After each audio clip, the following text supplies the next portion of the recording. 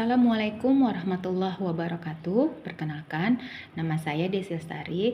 Saya adalah mahasiswa S2 jurusan Magister Pedagogik Universitas Lancang Kuning. Kali ini saya akan berefleksi tentang prinsip kepemimpinan strategis transformatif yang dikaitkan dengan kearifan lokal budaya Melayu untuk mata kuliah kajian pengelolaan sistem pendidikan yang dipimpin oleh Ibu Dian Marisa. Kepemimpinan strategis informatif secara umum merupakan gaya kepemimpinan yang memiliki wawasan jauh ke depan, terus memperbaiki visi, mendorong partisipasi semua pihak untuk meningkatkan mutu lembaga atau satuan pendidikan.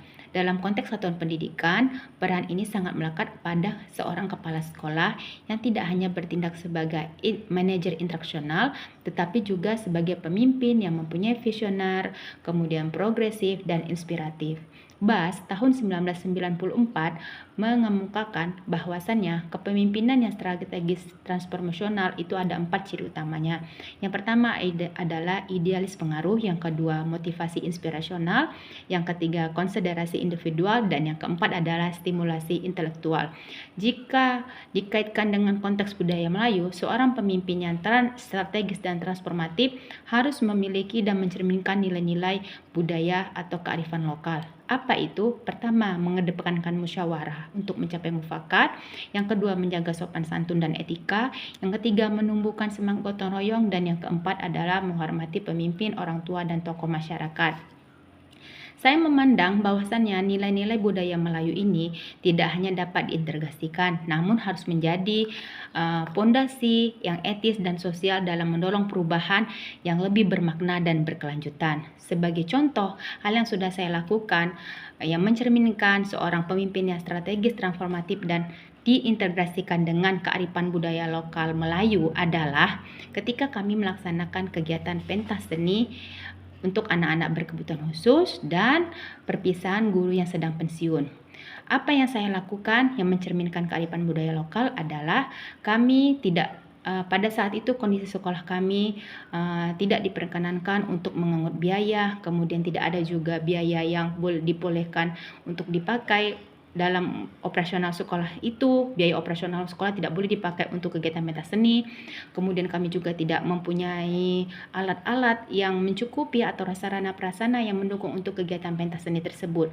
Lantas apa yang saya lakukan? Pertama kali saya mengadakan rapat besar dengan seluruh staf dan guru saya, baru setelah itu rapat dengan seluruh wali murid yang ada di sekolah saya. Di mana rapat-rapat tersebut kami semua anggota dan warga sekolah mengungkapkan ide, masukan, saran, serta pendapat-pendapat yang bertujuan untuk agar kegiatan pentas seni, kegiatan tahunan kurikulum kami ini dapat berlaksana dengan sebaik-baiknya dan semaksimal mungkin.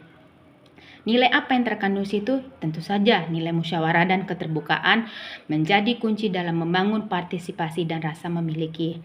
Selanjutnya, apa yang saya lakukan yaitu memperdayakan semua aset yang ada di sekolah.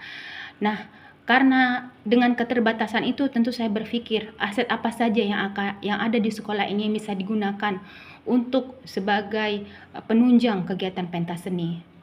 Nah, itu adalah salah satu bentuk dari kreativitas dari keterbatasan yang ada sehingga mendorong semangat gotong royong untuk mencapai tujuan.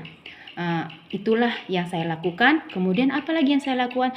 Tentu saja saya berkoordinasi dengan masyarakat setempat serta pihak-pihak yang mempunyai kontribusi di dalam pendidikan. Agar apa? Agar mereka dapat mendukung acara kegiatan pentas seni kami ini berjalan dengan baik. Nah, apa yang terkandung nilainya di situ adalah menumbuhkan harmoni relasi antar sekolah dan masyarakat.